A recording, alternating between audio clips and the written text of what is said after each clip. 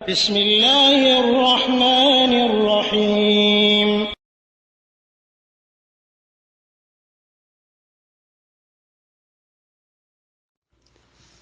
ওয়ালাইকুম আসসালাম রহমতুল্লাহ বারাকাত। লন্ডন থেকে মাহবুব ভাই জানতে চেয়েছেন বদল হজ সংক্রান্ত মাসআলাটা ক্লিয়ার করতে।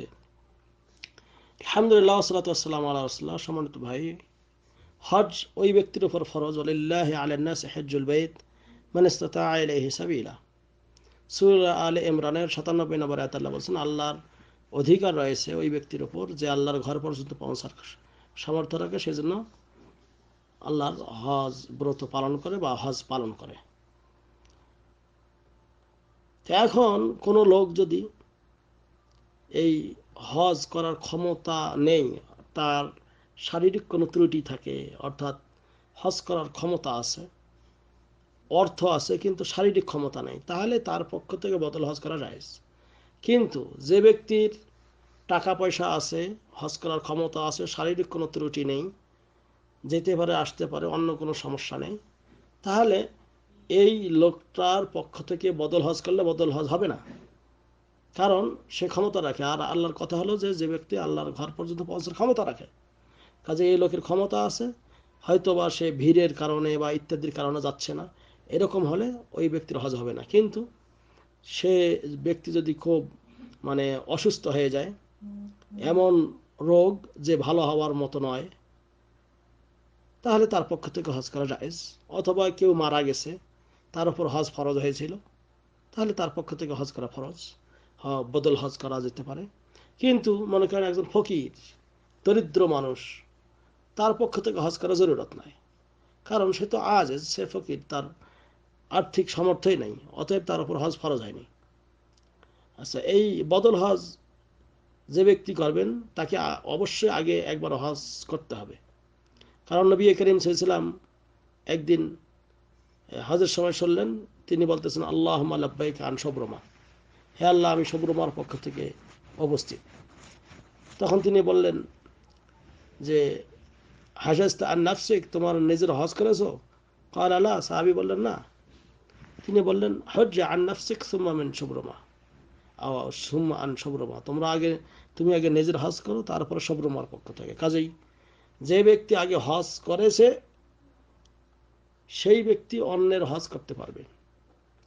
কিন্তু যদি কোনো লোক এমন আলেমকে পাঠিয়ে দিলেন যে আলেম জীবনে হজ করেনি, ও আরেকজনের পক্ষ থেকে পাঠালেন, তাহলে ওই আলেমের এটা হজ হবে বা ওই ব্যক্তির হজ হবে, যিনি পাঠালেন তার এটা হজ আদায় হবে না, যেহেতু নবী করিম সাল্লাল্লাহু আলাইহি ওয়াসাল্লামের কথা, এটা সহিহ মুসলিমে হাদিস বর্ণিত রয়েছে।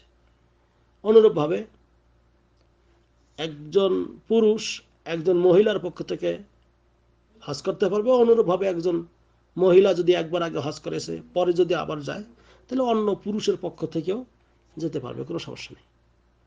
অনুরূপভাবে আরেকটি জিনিস মাসআলা খেয়াল রাখা দরকার, যে এক হজে দুইজন লোকের পক্ষ থেকে হজ আদায় হবে না। একজন লোক একজনের পক্ষ থেকে হজ করতে পারবে যদি সে আগে হজ করে থাকে। কিন্তু কেউ যদি ওমরা করে, তো অনুরূপভাবে ওমরাটা যদি আরেকজনের পক্ষ থেকে করে, সেটা জায়েজ আছে। তবে একই সঙ্গে একজনের পক্ষ থেকে হজ ওমরা যদি করে, তাহলে আর একজনের পক্ষ থেকে এমন করে করা ঠিক হবে না। তবে যদি সে একজনের পক্ষ থেকে হজ আর একজনের পক্ষ থেকে ওমরা করে, সেটা জায়েজ।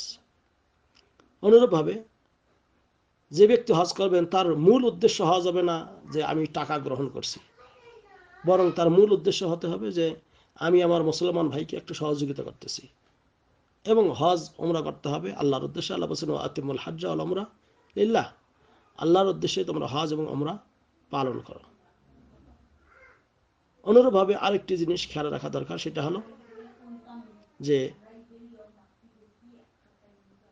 যে ব্যক্তি হজ করবে আরেকজনের পক্ষ থেকে, ইনশাআল্লাহ যিনি হজ করার এর খরচপাতি ইত্যাদি দেবেন, তার এটা সওয়াব হবে। কিন্তু যে লোক হজ করতেছেন তারও সওয়াব হবে, তিনি মক্কায় নফল নামাজ বা অন্যান্য ইবাদত বন্দী যেগুলি করবেন, এগুলোর সওয়াব সে পাবে ইনশাআল্লাহ তাআলা। আর আফদল এবং উত্তম এবং শ্রেষ্ঠ হলো যে নিজের কোনো আত্মীয় স্বজন সন্তান বাবার পক্ষ থেকে, মায়ের পক্ষ থেকে, অথবা নিজের নিকটস্থ কোনো লোক, তাদের মাধ্যমে হজ করানো। এবং সেটা যদি না পায় অন্য লোকদেরকে নেওয়া যাবে। তবে অন্য লোক নেওয়ার ক্ষেত্রে অবশ্যই তাকে এমন আলেম বা জ্ঞানী বা যার এরকম জ্ঞান রয়েছে, এরকম তাকওয়া ওয়ালা লোক রয়েছে, তারই মাধ্যমে হজ করানোটাই উত্তম। আর মৃত ব্যক্তির পক্ষ থেকেও হজ করা যাবে, তাতে কোনো সন্দেহ নেই, কোনো অসুবিধা নেই।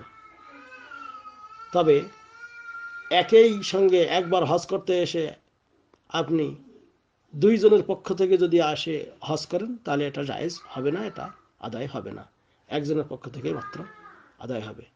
আশা করি ক্লিয়ার হয়েছে। হাজা আল্লাহ আলম বিসওয়াব ওয়া সাল্লাল্লাহু আলা নবিয়িনা মুহাম্মদ। আসসালামু আলাইকুম ওয়া রাহমাতুল্লাহ।